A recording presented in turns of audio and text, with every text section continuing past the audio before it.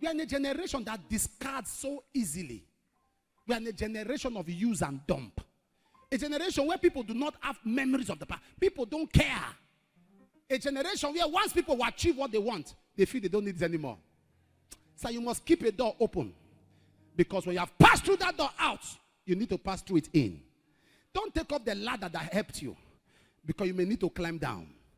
There are so many people today. We are in a generation where people think this generation has no memory.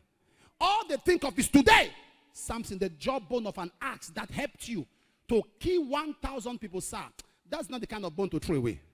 You will know there's something in that bone. That it was beyond just a bone. There was power in the bone. That's a bone you keep in.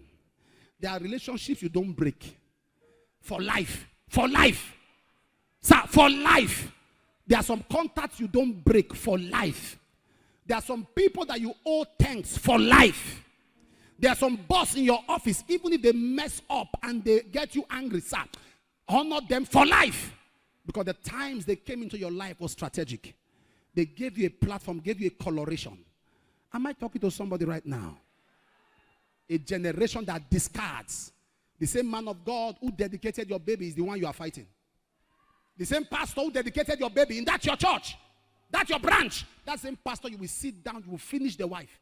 Because you feel you don't need a jawbone anymore.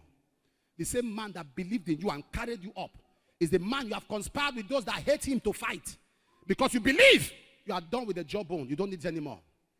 In the same place where grace came, grace kept you. Now you are blessed. You are not trying to ask us if tithing is scriptural. When you were broke, you didn't ask that question. When you were stranded, you are in a generation.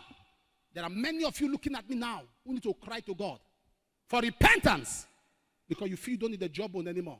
Before you got married, you lay on the altar, you cried, you wept, did everything. Now you are married. The baby that God gave you is the reason you can't come to church early.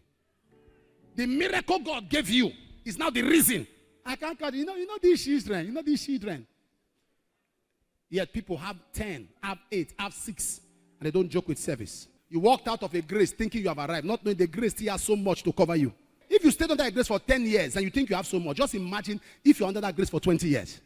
If people's multiple good cannot swallow their tiny wrong, then you have a bad heart. The good they have done should be what will fill your head.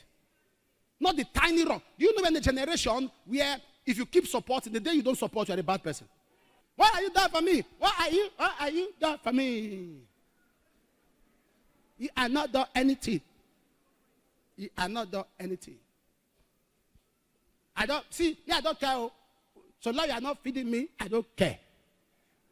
Anybody that you talk to me, I bullshit you, man.